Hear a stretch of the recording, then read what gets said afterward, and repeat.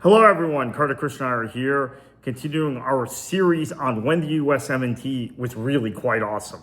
And we're going to talk about the high watermark in many people's minds, the 2002 World Cup, which I actually see as kind of an outlier in a period of time when the USMNT wasn't performing as well as they had. It's funny, World Cups are cup competitions. We have to remember that. And they happen in a very short period of time. So I would argue we were better in the period of time from 95 to 99 than we were in the period of time from 2000 to 2004.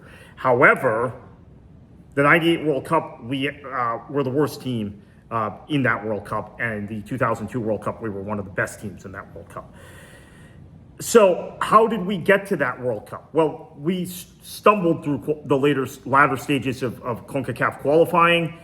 We won an early match against Mexico in Columbus, which was the first of many qualifiers held in Columbus. Great goals that night. I think Josh Wolf scored. I think both Brian McBride and Claudio Reyna got injured, if I remember correctly. And then Josh Wolf scored, and I think Clint Mathis scored. Both the Georgia boys, both Georgia boys who went to the University of South Carolina scored. But then after that, qualifying became quite labored. We lost the game at home to Honduras in RFK Stadium, which was just a shock. We went down to Mexico and didn't perform well. We went down to Costa Rica and got smashed. And ultimately, in qualifying, finished below Mexico, below Costa Rica. I think Costa Rica actually finished top and performed pretty well at the World Cup the next year. They were in a tougher group than we were, and they performed very well. They were in a tougher group than just about anyone was in. And then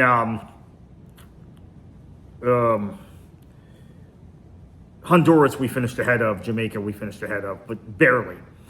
And I think Trinidad was the other team in the Hex that time. So we barely qualify. We're struggling.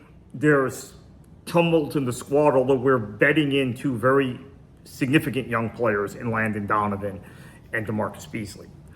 We then have a number of friendlies in 2002 leading up into that World Cup.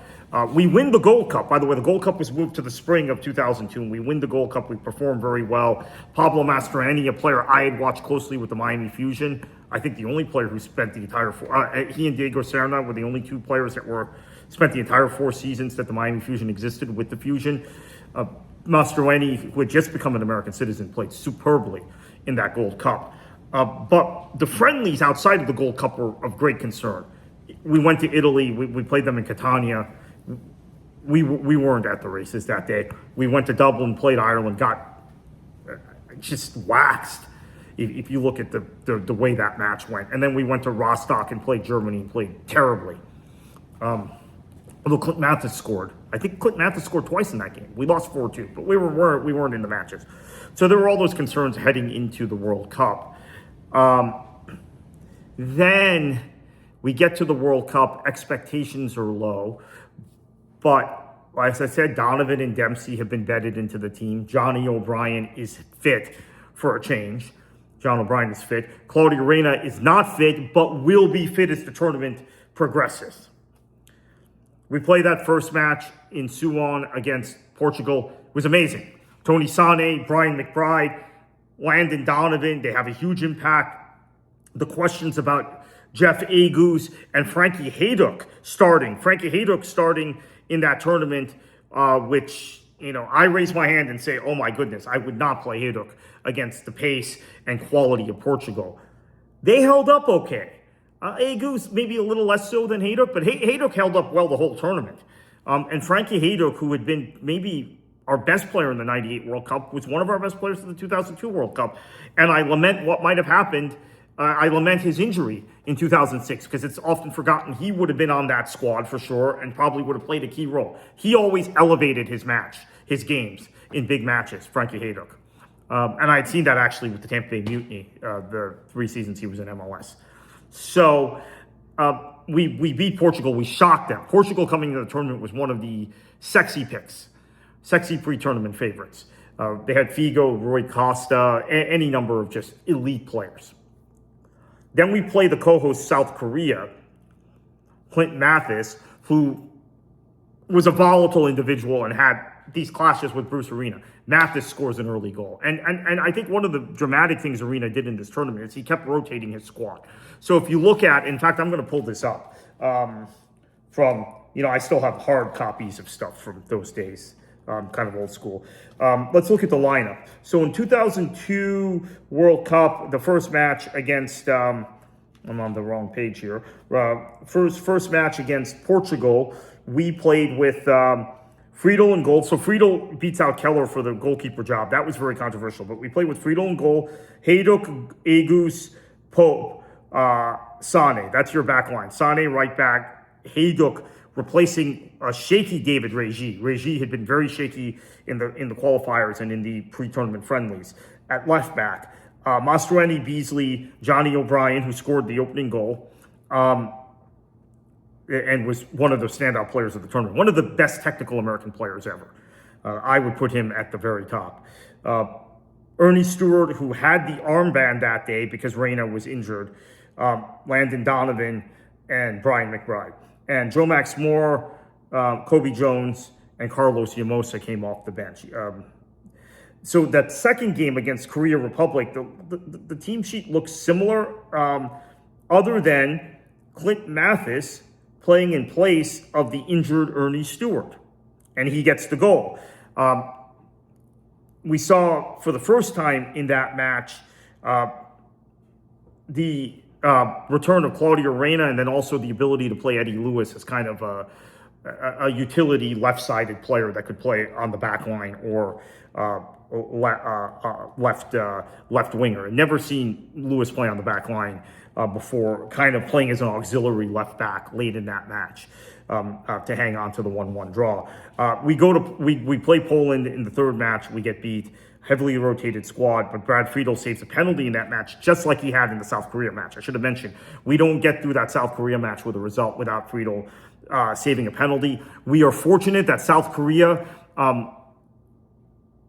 beats Portugal, because on goal difference, Portugal would have gone through even though we had beaten them if that had been a draw. We're very fortunate South Korea beats Portugal, having already basically clinched the group. A draw would clinch the group for them. But they did us a solid there in a World Cup they were hosting. Then the game everyone remembers, the one knockout stage win for the United States in the history of this competition, which was against Mexico in Korea, 2-0 victory, very rotated squad. So listen to this squad. Friedel at goalkeeper. Your back line is effectively a back three of Berhalter, Pope, and I should look at the Sane. Well, Sane would have played a right back. So I think Berhalter, Pope were center backs. Eddie Lewis, as I mentioned. Well, actually, Claudio Reyna was actually playing kind of more of kind of as a back in this match, if I remember correctly. Wearing the armband. Mastroeni, Lewis, Eddie Lewis is playing on the left side. Johnny O in central midfield. Landon Donovan, Brian McBride, and Josh Wolf up top.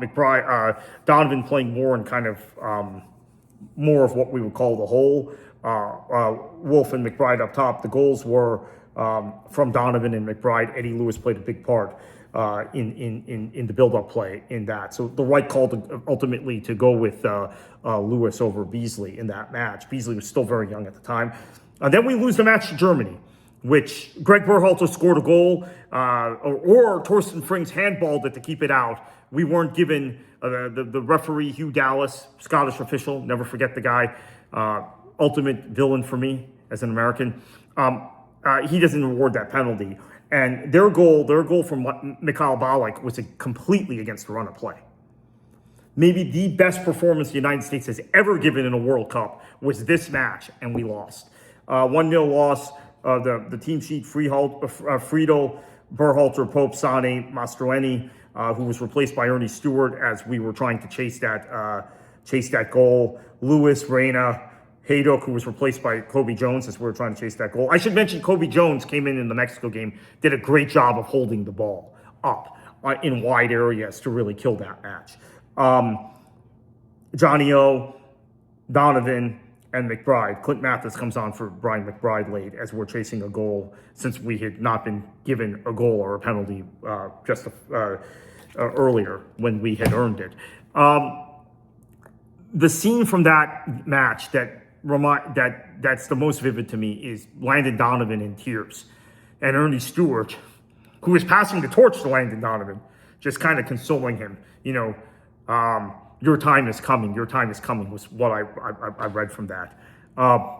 His time would come 2010 World Cup, where I think we were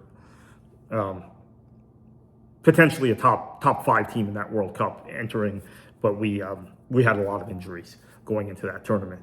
We were one of the best national teams in the world entering 2010 World Cup, in my mind. We're going to get to that in a future video, but yeah, 2002 was magical.